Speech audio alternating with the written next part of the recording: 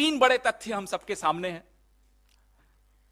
ये जो अमेरिका की हिंडनबर्ग रिसर्च रिपोर्ट आई, सबसे बड़ा कॉर्पोरेट फ्रॉड का उन्होंने इल्जाम लगाया अदानी जी पर, जिसमें 42 गुना ओवर वैल्यू करके शेयर उन्होंने अपने पेश किए।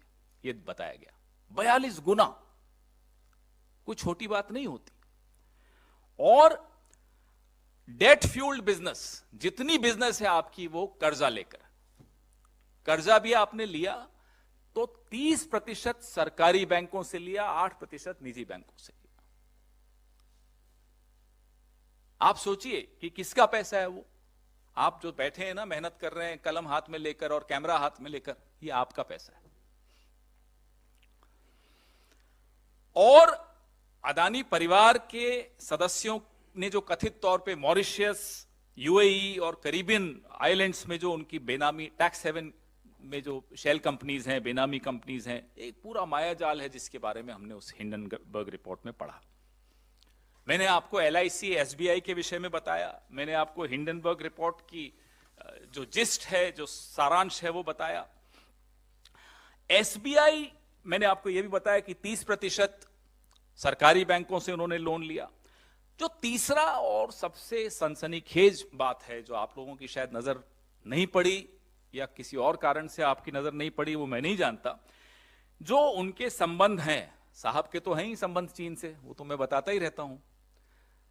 तो साहब के जो दोस्त हैं, उनके जो संबंध हैं, चुंग लिंग बिजनेसमैन हैं चीनी, संदिग्ध गतिविधियों में पहले भी उनका नाम रहा है। जिस अगुस्ता वेस्टलैंड की हम लोगों ने जेपीसी बैठाई थी मनमोहन सिंह सरकार ने, उसमें इनका नाम था। हमारे नेताओं के नाम तो ये जबरदस्ती लिखवाना चाह रहे थे इन्वेस्टिगेशन के दौरान। जिसका नाम है वो तो घर में ही अपने दोस्त के पार्टनर हैं। आप सोचिए, याद होगा आपको, एसजी सुषेन गुप्ता दिखाया जा रहा था, नहीं नहीं तो सोनिया जी का नाम है जी, जबरदस्ती नाम लिखवाया जा रहा था हमारे नेताओं का।